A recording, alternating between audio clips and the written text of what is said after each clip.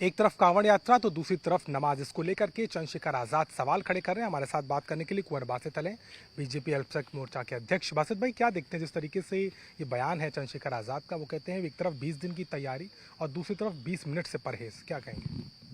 देखिए, चंद्रशेखर आज़ाद जी जहाँ संविधान की बात कर रहे हैं, समानता की बात कर रहे हैं, वहीं वो लगातार जो राजनीति वो पहले करते थे, उकसाने की, भड़काने की, भटकाने की, उसी तरह की राजनीति वो कर रहे हैं। नमाज एक अलग विषय है और वो बाकायदा जो नमाज है वो रोड पर नहीं हो सकती। इसका इस्लामिक तरीका भी किसी मतलब इस्लाम में है कि 1 सेकंड के लिए भी आप रोड को बंद करके नमाज नहीं कर सकते। तो मोदी जी और योगी जी जो भी काम कर रहे हैं संविधान के अनुरूप कर रहे हैं। वो जिस तरह सवाल उठा रहे हैं, उनकी लड़ाई असल में बसपा के साथ है। वो दलितों और मुसलमानों में अपनी पैठ बनाने के लिए लगातार इस तरह की बयानबाजी करते हैं।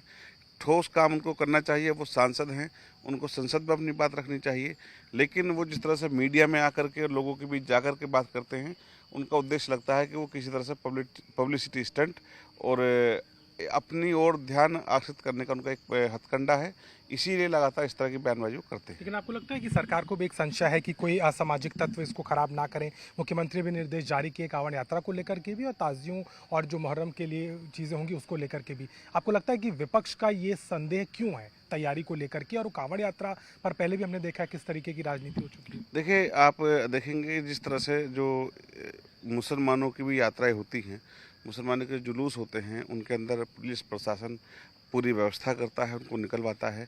आप चाहे ताज़िए को ले लीजिए या तमाम जो लखनऊ के अंदर काम होते हैं या जो नमाज होती है, उसके लिए प्रशासन पूरा प्रबंध करता है। वहीं तमाम बातों के लिए, तमाम कामों के लिए सरकार अपना सहयोग करती है, मीटिंग्स करती है, समाज के प्रबुद्ध लोगों के बीच जाती है और ये थाना स्तर तक से लेकर के संवाद स्थापित होता है। और आज जो उत्तर प्रदेश के अंदर शांति है और सामाजिक सौहार्द है, उस ताने बाने को लोग ख़राब करके और एक गठजोड़ करना चाहते हैं। उस गठजोड़ के लिए लगातार इस तरह की बयानबाजी है, क्योंकि वो गंभीरता के साथ इसको नहीं उठा रहे हैं। वो एक एहसास करा रहे हैं लोगों को, वो एहसास कराने के लगातार सवाल कर रहे हैं। अपना ध्यान वो इसी उस पर लेकर जाना चाहते हैं कि मैं आवाज़ उठा रहा हूँ, मैं बसपा से अलग हूँ।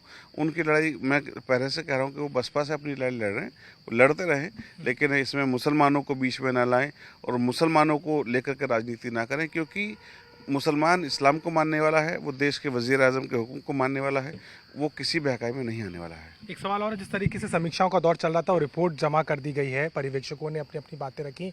आप अल्पसंख्यक मोर्चा संभालते हैं, अनुसूचित जाति मोर्चा को लगता है कि दलितों के साथ और तारतम्यता बैठानी होगी, संविदा कर्मियों में उनको आरक्षण की भी बात हो रही है। आपको क्या लगता है, बड़ा कारण क्या रहा इस हार को लेकर के अल्पसंख्यक मोर्चा के हवाले? देखिए, जो भी विषय था वो पार्टी के स्तर पर रखा गया है, पार्टी को बताया गया है और तमाम तरह की पार्टी ने इसमें समीक्षा की है, सब लोगों से बात की है, संवाद स्थापित किया है और जो भी कमियां रही हैं, जो बहकाने का दौर रहा, मुसलमानों को बरगलाने का दौर रहा और उनको डराया गया और डरा करके वोट लिया गया, वो सब बातें पार्टी फोरम पर रखी गई हैं। चलिए, शुक्रिया। बात करें तो कहीं ना कहीं इस पूरे राजनीतिक मामले में चंद्रशेखर के बयान के बाद अब कांवड़ यात्रा और ताज़िए पर नमाज के समय को लेकर के बात हो रही है, लेकिन कहीं ना कहीं इस वक्त साफ नज़र आता है कि बीजेपी और विपक्षी दल भी अपने अपने मुद्दों के साथ राजनीति करते नजर आ रहे हैं।